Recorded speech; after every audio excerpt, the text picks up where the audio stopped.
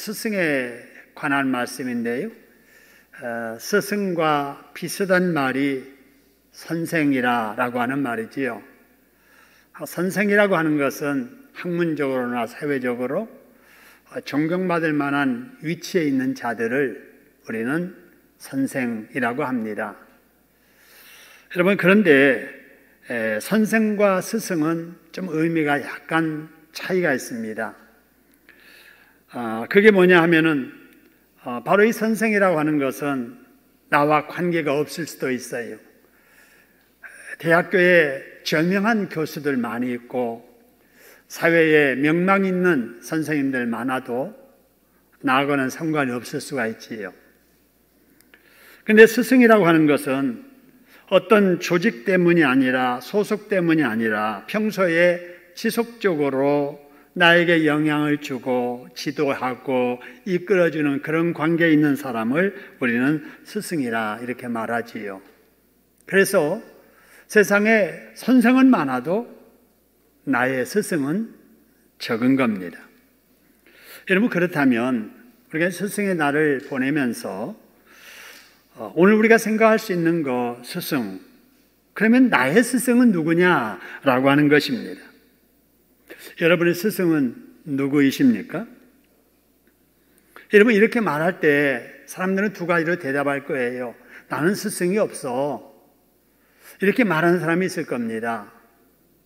그런가 하면은 나에게는 이런 스승이 있어 라고 말하는 사람이 있겠지요. 여러분, 이 중에 여러분은 어디에 속했다고 생각하십니까?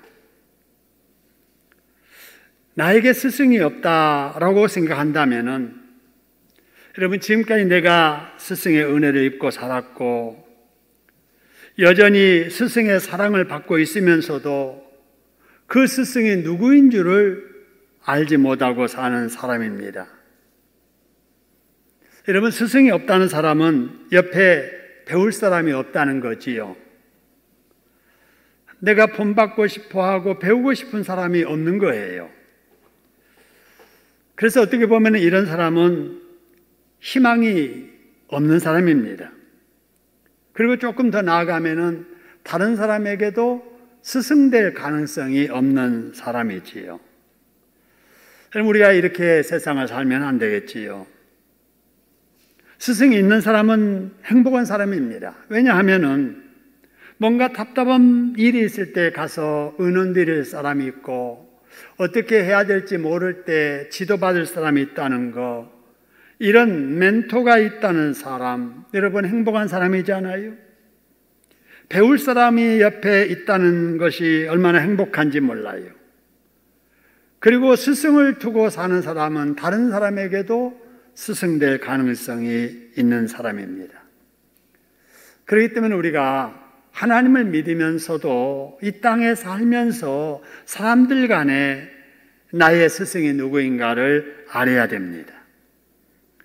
스승 없이 사는 사람이 없습니다. 다 스승의 은혜와 사랑과 도움을 받고 살고 있는데 그 스승을 알지 못한다. 이거는 불행한 일이지요. 여러분, 그렇다면은 저의 스승도 있고 여러분도 스승이 있겠습니다만은 우리 모두의 스승이 누구일까? 여러분, 우리 각자, 여러분, 우리에게 가장 귀한 스승은 여러분 부모님인 줄로 믿으시기를 소원합니다. 부모님이 나의 스승이에요. 그런데 그걸 인정하지 않고 그렇게 알지 못하는 사람들이 대부분입니다. 여러분, 우리에게 말을 가르쳐 주는 사람이 누구입니까? 부모님이잖아요. 비틀거릴 때 걷는 것을, 걸음마를 가르쳐 주신 그분이 부모님이십니다. 내가 무엇을 해야 되며 무엇을 해서는 안 될 것인가를 가르쳐 주신 그분이 바로 부모님이지요. 그래서 나에게 최고의 스승은 부모님이다 라는 겁니다. 할렐루야. 가정이 최고의 학교이고 최고의 선생님은 나를 키워주고 길러준 부모님이다. 여러분, 이걸 우리가 인정을 해야 되고 우리가 알아야 됩니다. 여러분, 세상에 부모 없이 태어난 사람이 누가 있으며 부모님의 돌봄과 가르침을 받지 않고 자란 사람이 누가 있겠습니까? 그래서 여러분, 바로 부모를 스승으로 인정하는 여기에서부터 실제적인 효도도 시작이 되는 것입니다. 우리 한번 따라하겠습니다. 나의 부모님이 나의 최고의 스승이다. 여러분, 그래서 올해는 그냥 지나갔을지 몰라도 여러분, 내년 스승의 날이 되면 어버이 지난 다음 며칠 후입니다만은 어버이에게 전화 한번 드렸으면 좋겠어요. 뭐라고요? 스승님 감사합니다. 가르쳐 주셔서 감사합니다. 지금도 지도해 주셔서 감사합니다. 그러면 그 말을 듣는 부모님 마음이 얼마나 기쁘시겠어요. 다른 사람에게는 그런 말 들어도 자식에게는 듣지 못한 부모님들 많이 계시잖아요. 여러분, 다른 사람에게는 존경받지 못해도 내 자식들에게 존경받는 부모가 행복한 부모입니다. 할렐루야. 그래서 여러분의 부모가 여러분의 최고의 스승인 것을 인정하는 여러분 되기를 소원합니다. 다음의 스승이 누구일까 하는 거예요.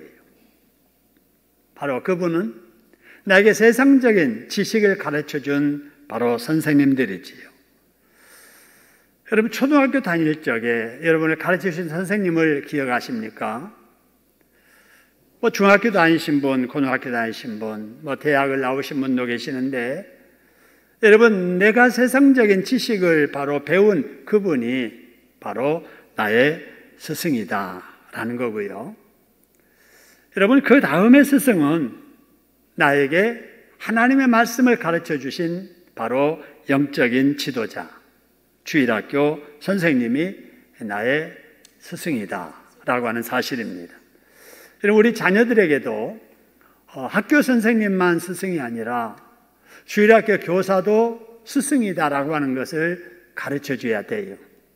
그래서 학교 선생님이 카드 쓸 때 반드시 주일학교 선생님에게도 카드를 쓰도록 해서 이렇게 전해드리는 것이 우리 자녀들에게 스승이 누구인가를 가르쳐주는 좋은 교훈이 되겠지요. 그 다음에 스승은 누구일까?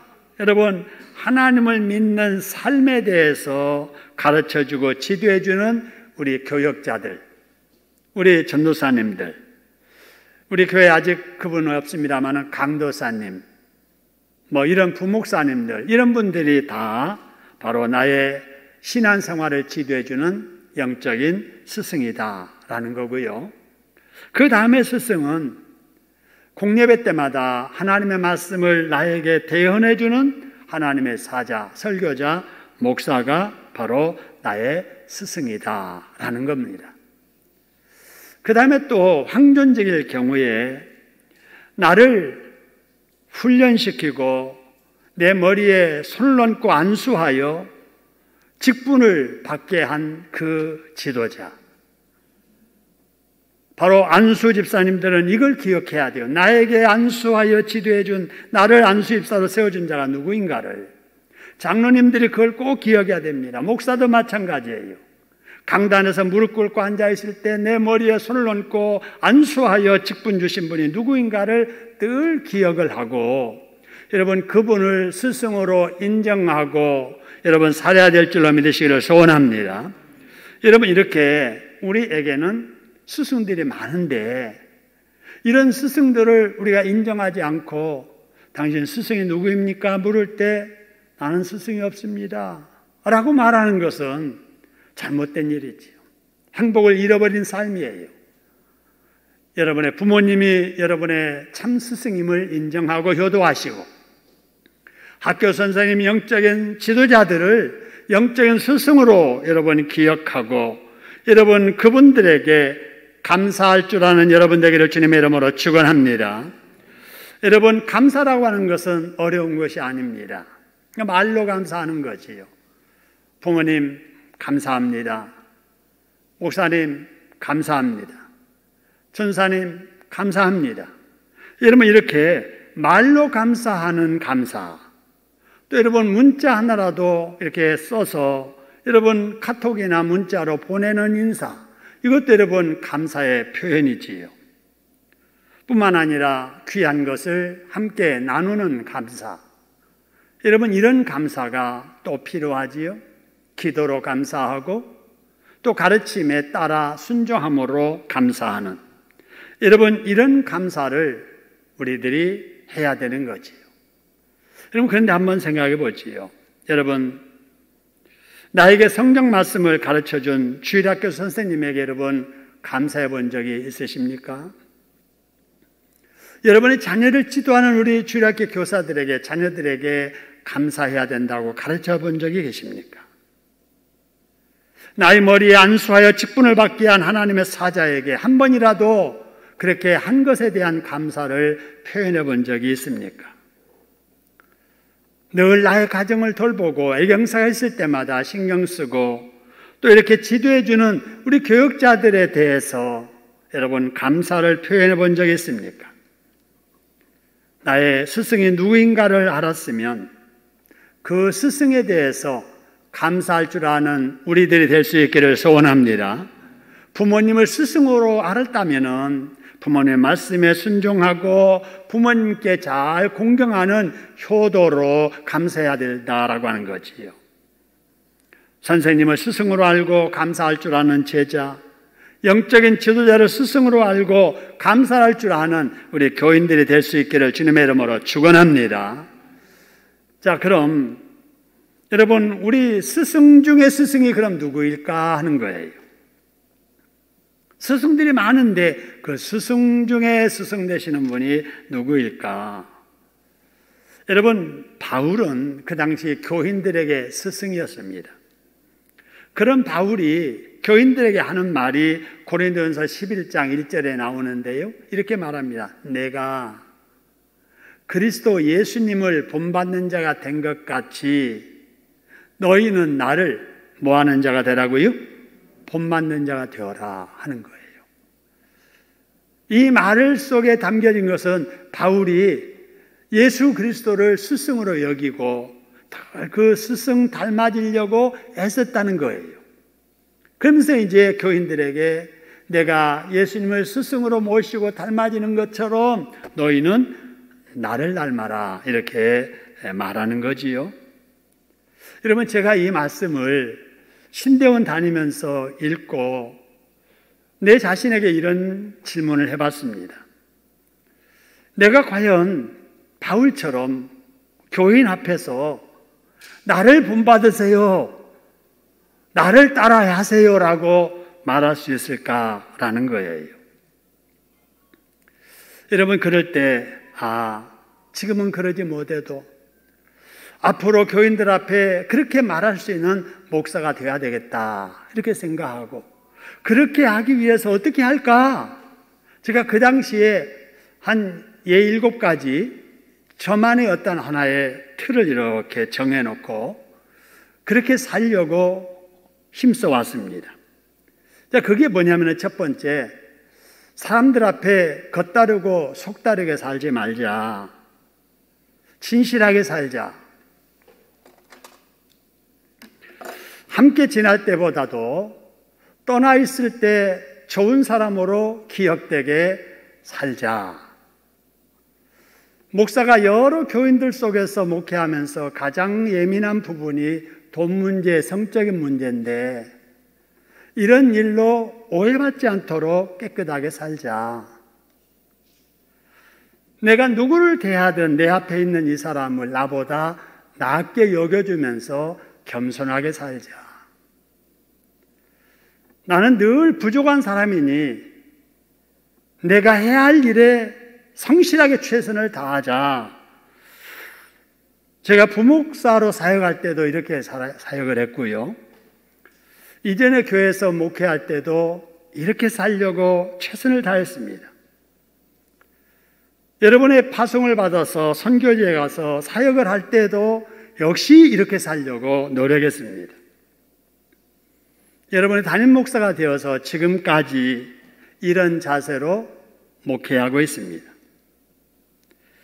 그 결과 제 삶 속에 놀라운 일들이 그동안에 많이 일어났습니다. 제가 신대원을 졸업하고 네 교회를 거쳐서 지금 우리 신창동교회까지 이르렀습니다마는 한 번도 제가 어느 교회에 이력서 내본 적이 없습니다. 한 번도 어느 교회에 서서 내가 설교로 선배는 설교를 해본 적이 없습니다. 왜냐하면은 종이에 써있는 이력서 내용보다도 함께 지냈던 사람들이 겪어보고 나서 저를 신뢰했기 때문에 제가 지금까지 그런 과정을 거쳐서 여기까지 이르게 됐습니다. 제가 처음으로 전도사로 일했던 그 교회가 바로 제가 주일학교 교사로 일할 때 그 담임 목사님이 저를 추천해 주어서 간 낙원교회였습니다.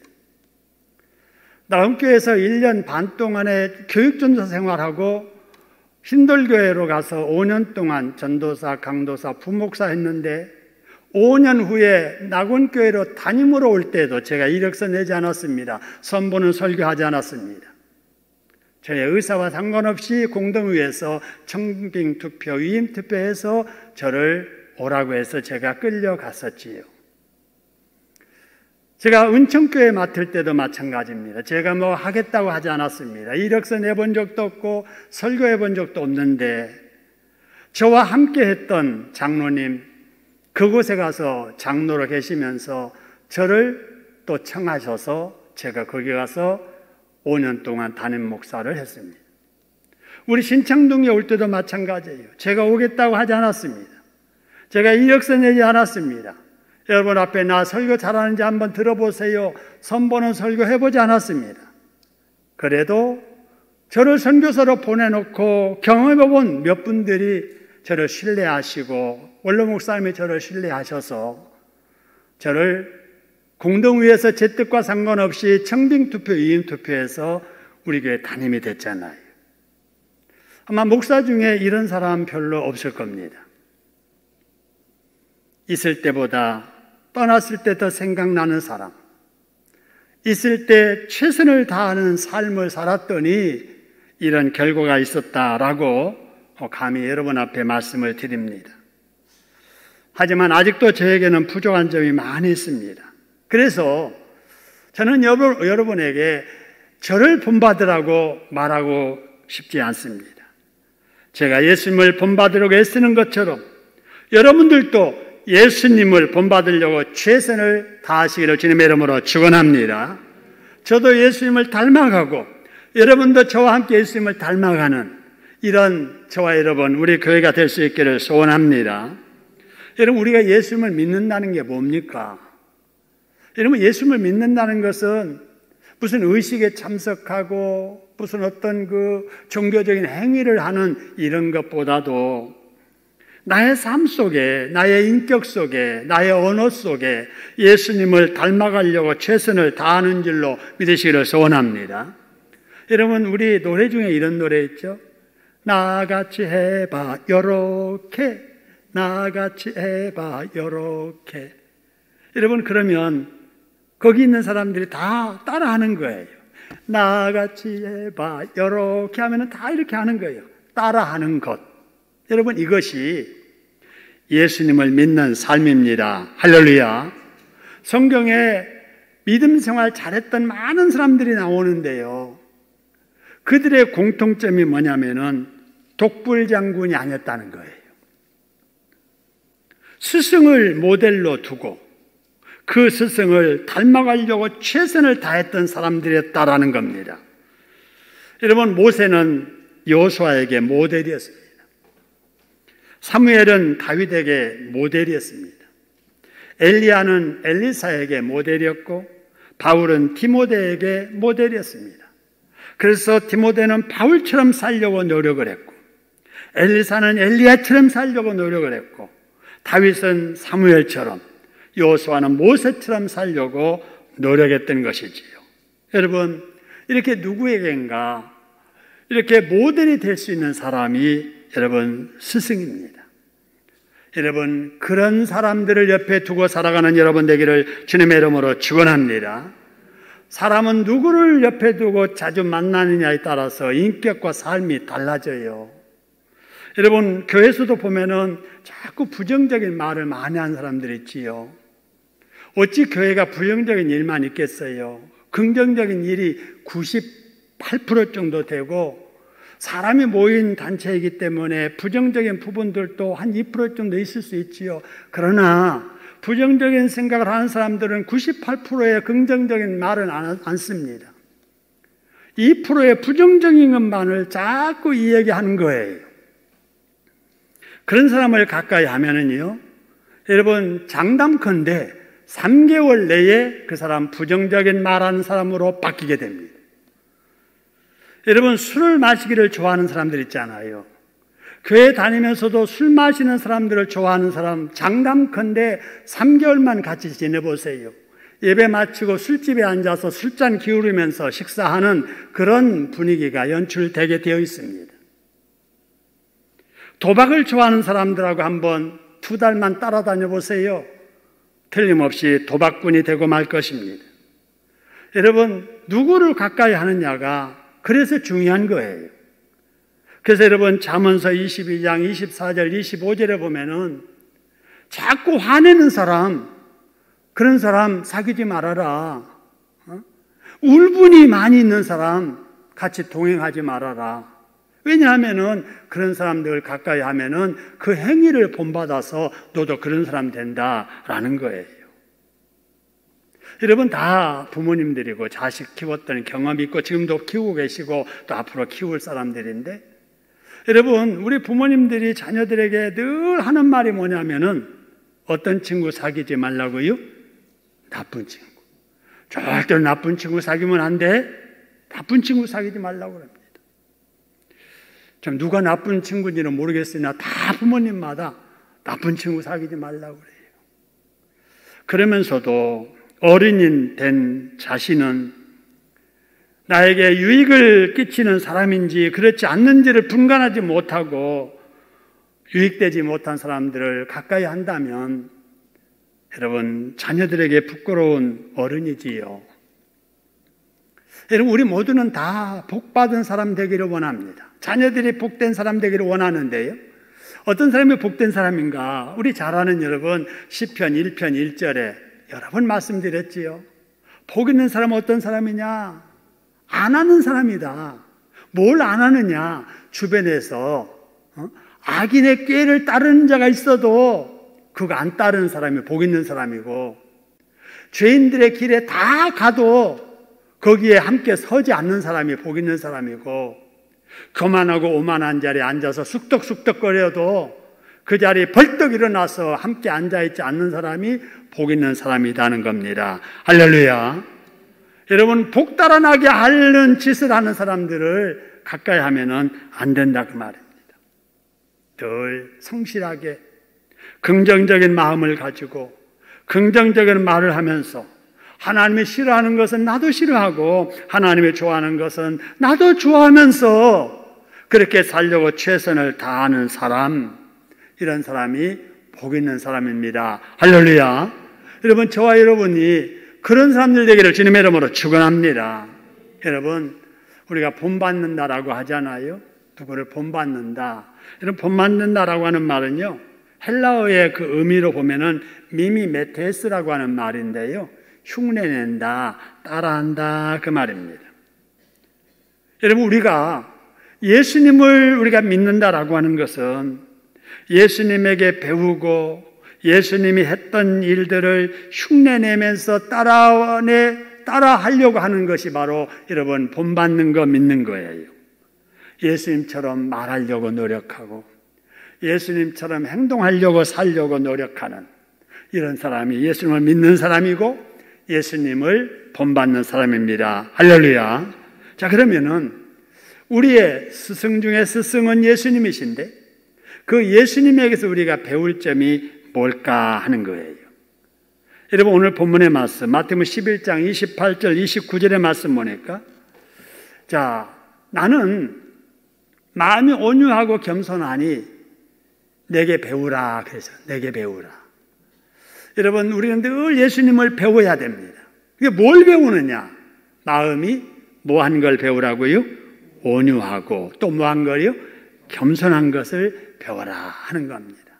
여러분 늘 예수님의 이런 모습을 본받으려고 최선을 다하시기를 소원합니다. 여러분 예수님이 얼마나 겸손하셨는가 하는 것은요, 예수님의 태어나셔서 어떻게 사시고 어떻게 죽으시고 어떻게 가셨는가를 보면은 확실하게 알 수 있습니다. 여러분, 예수님은 우리가 잘 아는 대로 하나님이시잖아요. 만왕의 왕이시잖아요. 왕 중에 왕이시잖아요. 여러분, 그런데도 이 세상에 오실 때 베들레헴의 왕궁에서 태어나지 않으셨지요. 베들레헴의 외양간 짐승의 먹이통 위에 태어나셨습니다. 하늘나라 보좌를 내려놓으시고 이 땅에 오신 것도 황공한데 아무도 환영해 주지 않는, 사람도 살지 않는 짐승에 사는 외양간 짐승의 먹이통 위에서 태어나서 갈릴리 촌동네에서 사셨습니다. 갈릴리 촌동네 무명의 제자들을 선택해서 그들과 함께 일하셨습니다. 일하실 때 모습도 보면은 예수님의 교만한 모습 한 번도 볼 수가 없습니다. 무능해서가 아니고 자격 없어서가 아니라 전능하신 하나님이셨고 만왕의 왕이시고 세상 모든 것의 주인이시지만 아무것도 없는 사람처럼 사셨고 아무것도 할 수 없는 분으로 사셨고 별 볼 일 없는 사람처럼 사셨습니다. 우리가 이걸 본받아야 돼요. 이거 배워야 됩니다. 그래서 여러분, 빌립보서 2장 5절 8절에 보면은 이런 말씀이 있지요. 너희 안에 이 마음을 품어라. 누구의 마음이니 그래서요? 그리스도의 예수의 마음이니. 그 예수님은 본체는 하나님이시지만 하나님과 동등되이 여기지 아니하시고 자기를 다 비워버리시고 조영체를 가지시고 종과 같이 사셨다라는 것입니다. 여러분, 이것이 예수님의 겸손입니다. 우리가 이것을 본받아야 돼요. 여러분, 그런데 우리의 모습은 어떻습니까? 별 볼 일 없는 사람이 대단한 별 볼 일 있는 사람처럼 살려고 하지 않았나요? 사람에게 인정받고 이름 높이고 얼굴 내고 그러기를 좋아하고 대접하고 섬기기보다는 너보다 내가 낫지, 사람들은 무시하고 사람들 앞에 교만 떨었던 우리들은 아니었나요? 우리 예수 믿는 사람들은 절대 그러면 안 됩니다. 우리의 스승이신 예수님의 겸손을 본받으셔서 여러분 앞에 누가 있든지 나보다 나은 사람으로 여겨주고 세워주고 기도해주고 축복해주는 저와 여러분 되기를 주님의 이름으로 축원합니다. 하나님은 그런 사람을 사람 앞에 높여주십니다. 여러분, 다음으로 우리의 스승이신 예수님께 배워야 할 것이 인내입니다. 인내, 참는 거지요.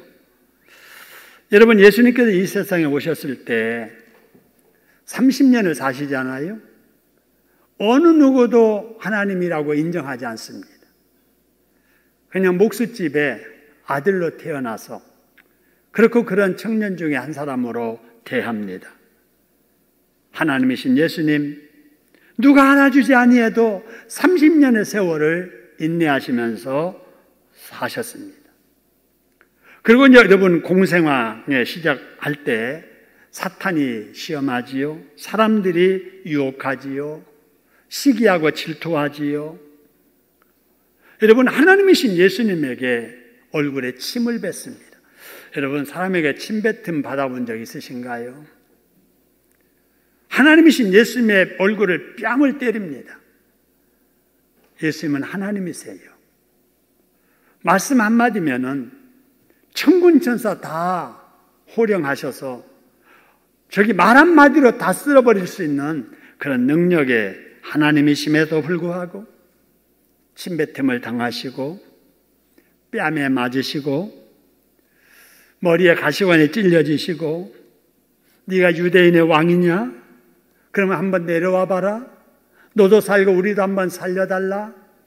비웃음을 당하시고 여러분, 그러시면서도 예수님은 참고 또 참으셨습니다. 하나님의 때가 나타날 때까지 참으신 거예요. 하나님의 뜻이 이루어질 때까지 참으신 겁니다. 여러분, 이런 모습을 본받으시기를 주님의 이름으로 축원합니다. 하나님보다 절대 앞서려고 하지 마시고 하나님의 뜻이 내 앞에 나타날 때까지 오해를 받아도 참으시고 수모를 당해도 참으시고 멸시를 당해도 참으시고 하나님의 진실을 밝혀줄 때까지 참고 참는지 하나님은 진실 앞에 세워주십니다. 할렐루야.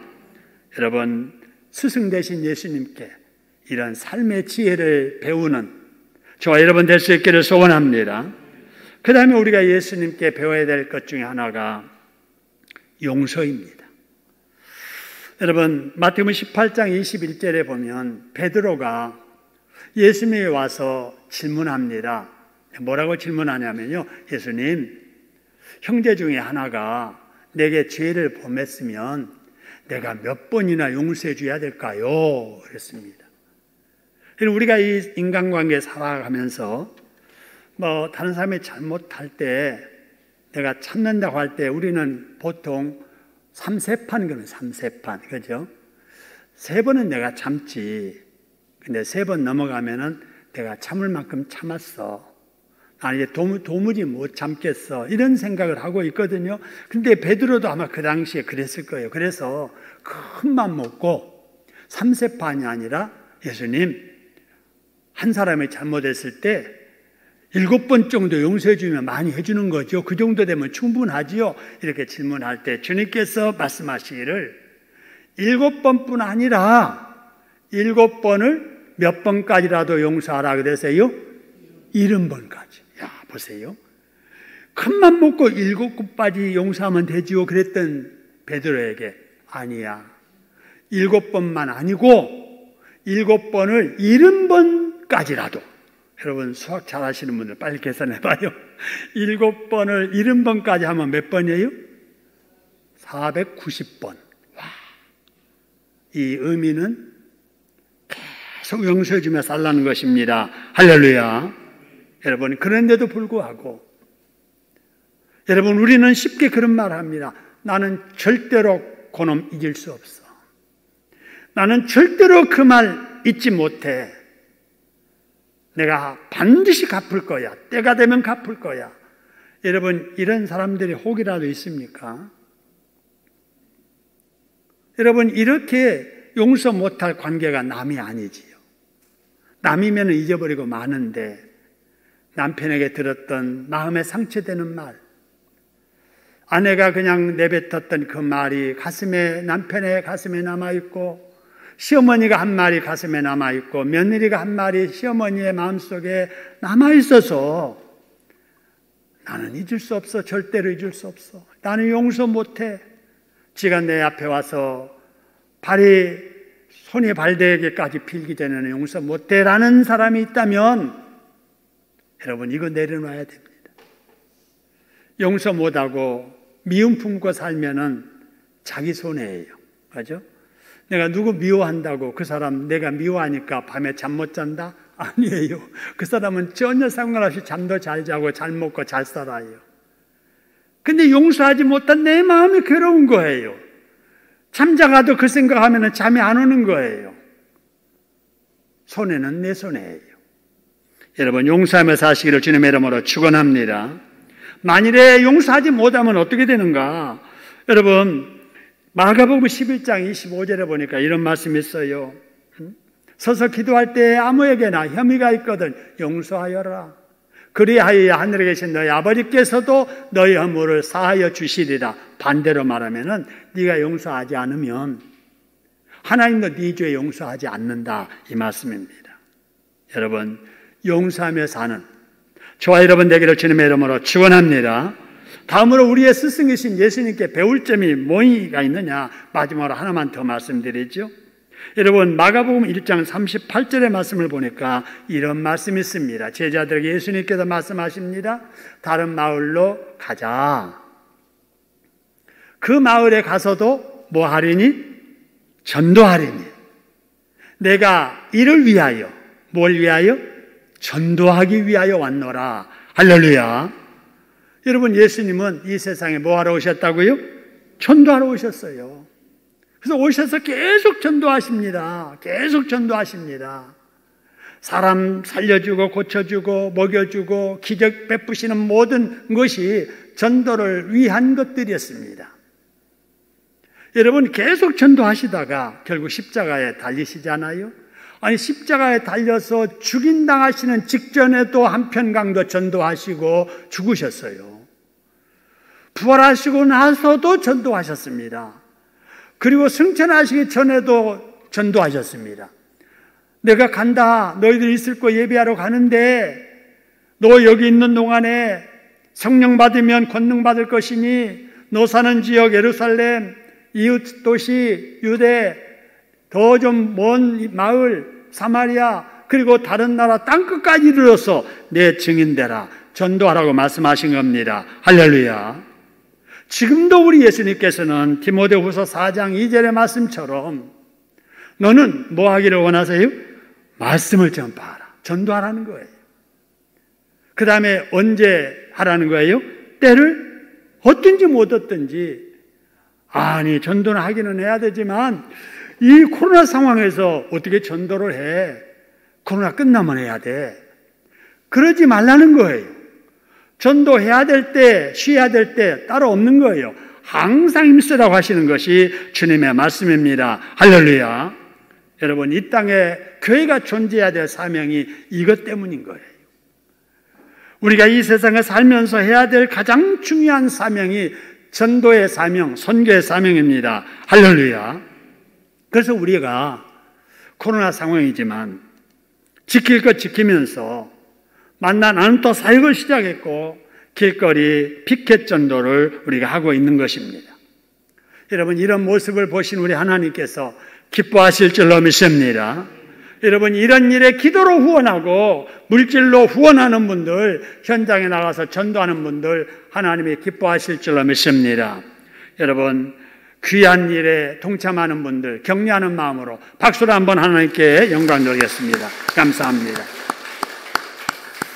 여러분 예수 믿는 우리는 우리의 스승이신 예수님을 닮아야 됩니다.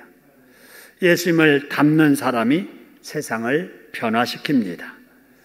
여러분 스승의 날을 보내면서 우리의 참 스승이신 우리 부모님께 효도하는 자녀들 되시고 참 스승이신 예수님의 모습을 담는 여러분 되셔서 주변 사람들에게 존경받고 자녀들에게 축복받고 축복을 베풀며 하나님께 영광을 돌리며 살아가는 복된 여러분 되시기를 주님의 이름으로 축원합니다.